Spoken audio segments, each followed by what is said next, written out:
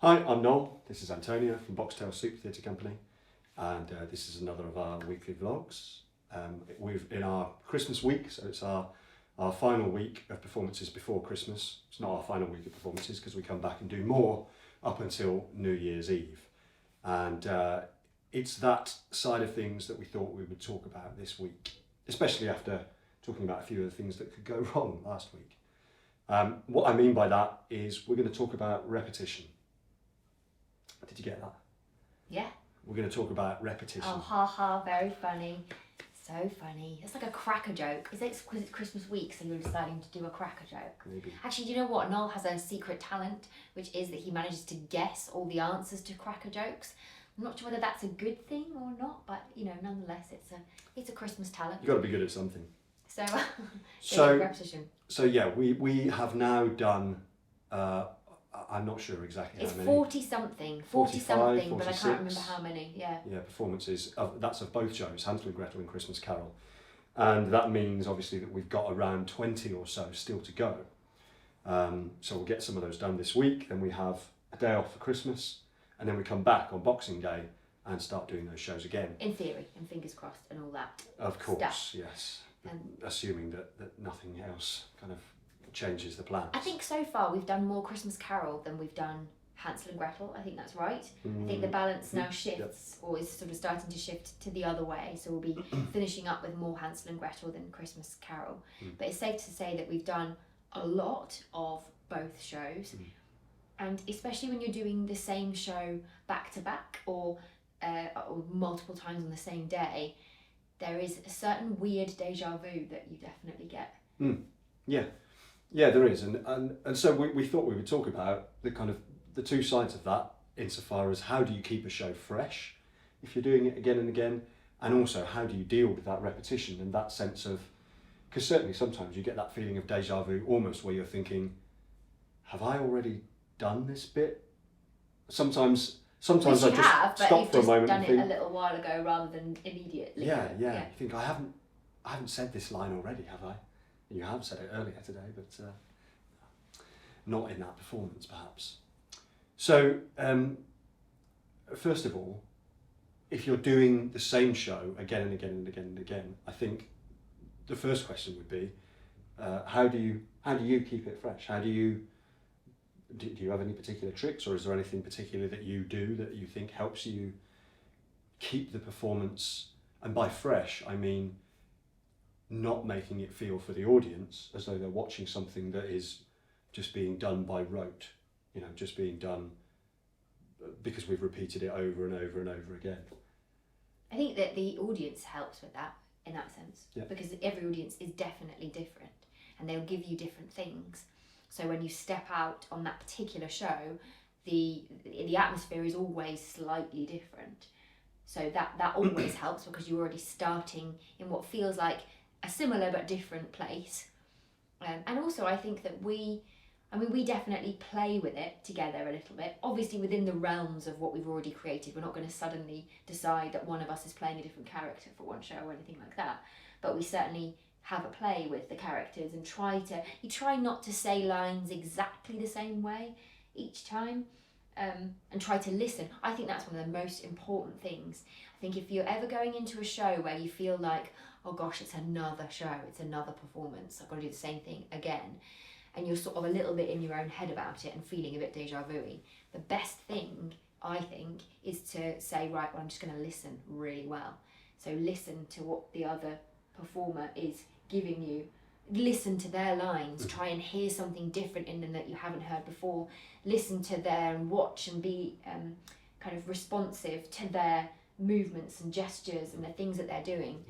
I think that is probably the best single piece of advice in order to keep that fresh and to keep it alive that you could possibly give, because that can make the difference between it being completely flat and actually between a good performance and a bad performance sometimes, because if somebody isn't actually responding and isn't listening, I don't know whether as an audience, unless you had some experience, with any kind of theatre or doing or even some comparison, I'm not sure whether you would notice. No, unless but you you've might seen it in another on another day and Sure. felt, oh, it's a bit more alive on that day. But you might be aware that it wasn't your favourite performance, or that something didn't feel...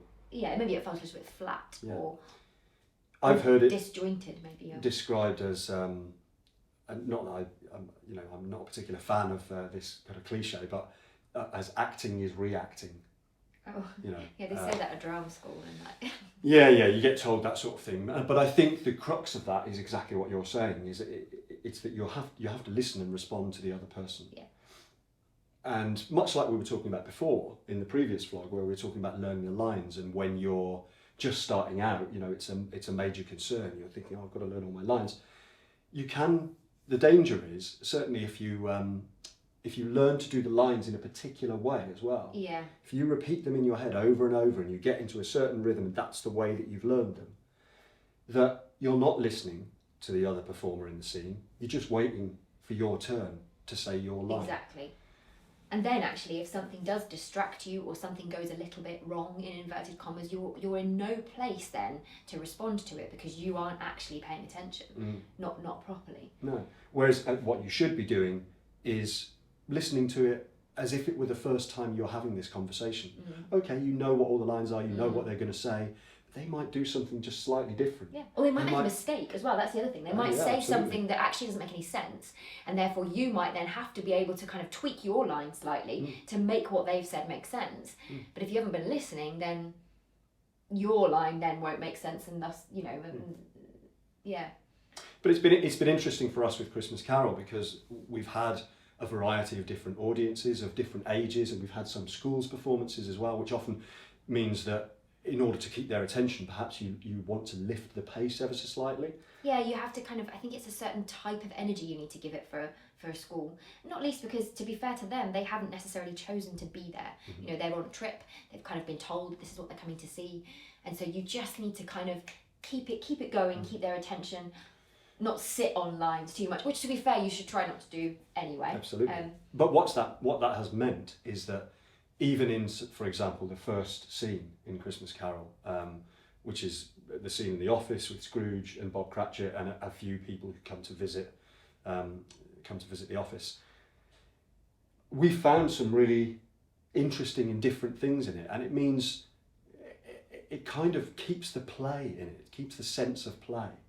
Because maybe you say something in a way that actually makes me feel angrier on that day, because you've got a cheekier look in your face when you're playing Fred, for example. So you say something that makes me, as Scrooge, feel like I want to respond in an angrier way. And that in turn has an impact on how you react and how you respond to that line.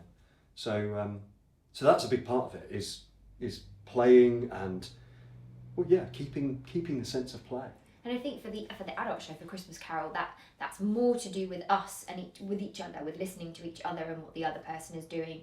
Like I said, obviously the audience do play a role as well, but they're less vocal. They're not involved vocally. They don't really get them to join in that show. Whereas in Hansel and Gretel, it's different again, because actually, really, the audience really does help to keep it fresh, because again, you're listening to the audience, because actually we encourage the children to join in with that show. So we encourage them to get involved at various points, and depending on the crowd, depending on how old they are, depending on the adults that are with them, you get a varying response to that. And sometimes, often you get ad-libbing responses, you get them throwing out something to you in the middle of another bit, which you haven't asked for, but which is equally fun. And it's nice then for you to be able to kind of slightly improvise and respond and enjoy enjoy interacting with the audience with that show. Yeah, every one of those shows really is different. It's very just different because of the audience. Yeah. So that's a slightly, in a way, it's not easier to keep fresh, but there is a certain amount that is already given to you by your audience, and where in fact you need to be, I think, pretty flexible in your own performance, as it were, for the kids show like that, because it is always going to change. You are potentially going to have to deal with somebody wandering onto the stage, or like whatever it might be, and might have to kind of throw a few bit of improvised lines in there or whatever. So that definitely helps with that. We were talking this morning, in fact, so sort of aside from the performances, that actually some of the repetition that's the weirdest while we're here is actually the kind of going to the theatre and getting there and then having your little routine of what you do when you set up. And it's been interesting because there's been a couple of times when that specific routine has had to change because of circumstance, and it does slightly throw you, makes you feel a little bit, actors are very superstitious people, and it makes you feel a little bit kind of funny. Yeah, that's an interesting one really, because actually during the show you don't want to do exactly the same thing every time. No. But before and after the show, Yeah, you want to do exactly the same thing. You want to be able to go and, you know, put your coat on this particular hanger Yeah, and exactly. walk here for this time, and Yeah. yeah. Which is funny, and again, always good to be flexible with that, because you're not always going to be able to do it. I mean, it's a luxury when you're doing a run at a single venue. Yeah. Because, for example, when we go and do rural touring or any touring, a touring show, then it'll be different every time. Which is quite nice, actually. That gives a certain, that always gives a certain energy to things as well. Anyway. So yeah, I think at the risk of rambling on forevermore. Well, yeah, what I was going to say was that kind of deals with the performing side of the repetition, but I think there's a couple of other points to it that are worth mentioning or potentially of interest, and the one of those is a very practical side of things, which is something that I've had a couple of problems with over the last few days, and that's just looking after yourself physically, right? Yeah. And making sure that if you're performing something, especially because our shows are relatively physically strenuous, it's just the two of us. There's a lot of movement and there's a lot of kind of physical elements to it, and there's a lot of moving set and changing things around. And I think it's potentially easy to get a little bit blasé about warming up and warming down, or making sure you're physically taking care of yourself. So I've noticed there are a couple of things over the last few days that I really need to be careful about now. I just need to be conscious of that. Yeah, 40-something shows in and you kind of notice. Yeah. Because I think it's something that you slightly forget at the beginning. There's a lot to think about when you're getting the shows up for the first performances. Sure. I mean, picking up a trunk and spinning around on stage, okay, it might be fine to do it once or twice. Yes, once you've done it 25 you do it times. 60 odd times, yeah. And you'll begin to realise, I need to be careful about how I do that, and I need to make sure I'm not warmed getting up and carried away. Yeah, that is very true.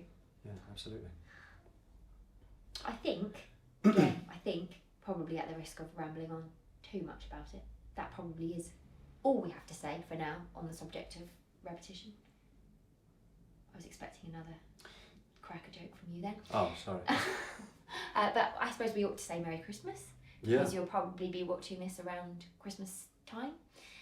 We hope you've had a lovely holiday, whichever holiday you celebrate. And again, if you are enjoying the vlogs, please do leave us a comment, a like, subscribe to the channel. That would be lovely. And I should think, therefore, the next time we will see you will be in the new year.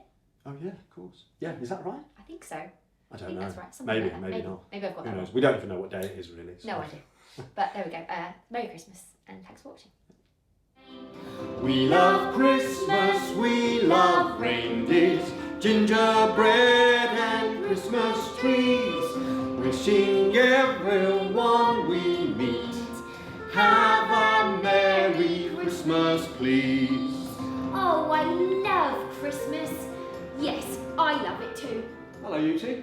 Where have you been?